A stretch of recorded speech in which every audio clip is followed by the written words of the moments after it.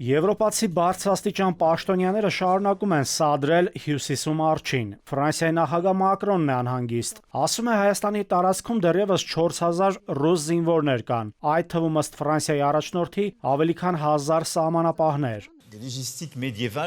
Հետևաբար Եվրոպան պետք է պարտավորվի օգնել երկրին ավելի անկախ կերպով պաշտպանել իր սահմանները։ Ակնարկը ռուսական ռազմաբազան հանելու մասին,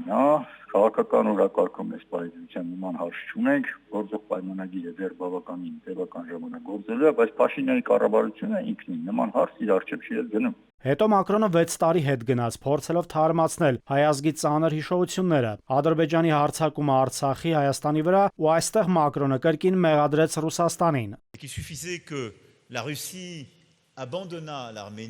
Տեսանք, որ Ռուսաստանը լքեց Հայաստանին եւ հասկացանք, որ այդ երազանքները իրականություն չեն։ Կարծես բոլորը սովորել էին, որ նա պետք է լինի տարածաշրջանում հովանավորը, որովհետեւ Հարավային Կովկասը պետք է պահպանվի ինչ-որ մեկի կողմից։ Մակրոնի ձևակերպումն է Հայաստանն ունի եվրոպական կոչում, եվրոպական ճակատագիր։ Նրա խոսքով Հարավային Կովկասը պետք է չլինի կայսրությունների մրցակցության վայր։ Ըստ փորձագետների, եվրոպացի պաշտոնյաները զուտ քաղաքական հայտարարություններ են հնչեցնում Հայաստանի քաղաքական վեկտորի ուղղությանը եւ տրամադրություններին աջակցելու համար։ Հայաստանը իր քաղաքական ուղղվածությունը վեկտորը չի փոխում, նման հարց օրակարգում գոյություն չունի։ Հայաստանի իշխանությունների խնդրանքով այս տարի կազմակերպել են այստեղ, որովհետեւ նախընտրական իրավիճակ։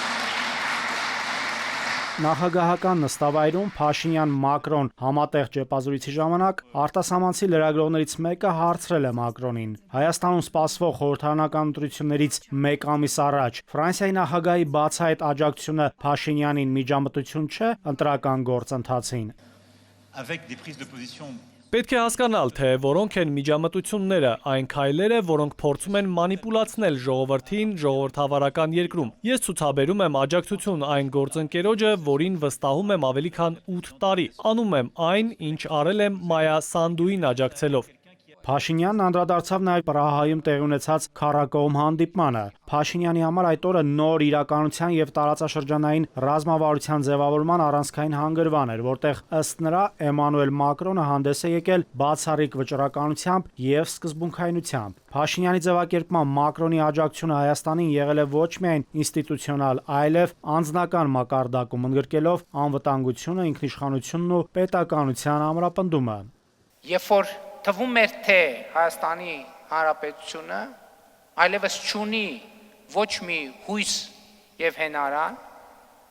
եւ չկա մի ուժ եւ անհատ,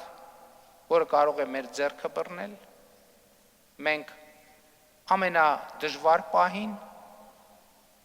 զգացինք եւ շոշափեցինք նախագահ Մակրոնի ձեռքը եւ նա ամուր բռնեց մեր ձեռքից, մենք նրա ձեռքերից ամուր բռնեցինք։ Հայաստանում խորհրդարանական ընտրությունների ընդառաջ Թուրքիան եւս իմիտացիոն քայլեր է անում, թե իբր ցանկանում է կարգավորել հարաբերությունները Հայաստանի հետ։ Հայաստանում իրեն ինչպես իր տանը զգացող թուրք բանագնացին լրագրողները հարցրել են. Ինչ նորություն հայ-թուրքական սահմանից, բացման շուրջ քննարկումներ եղել են հայկական կողմի հետ։